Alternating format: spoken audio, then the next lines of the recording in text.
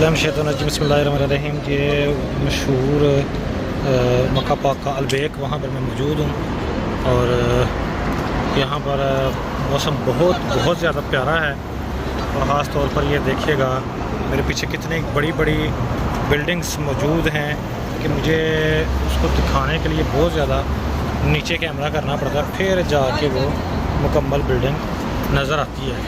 तो माशाल्लाह ये सऊदी अरब का बड़ा ही प्यारा माहौल, इसमें मेरे जैसा एक देसी इंसान मौजूद है। बस अल्लाह ताला आपको खुश रखे और परदेश में आकर जितना मर्ज़ी खूबसूरत है माशाल्लाह, इस तारीफ़ में कुछ कमी तो नहीं कर सकता, लेकिन देश फिर भी याद आता है भाइयों। परदेश ही होता है।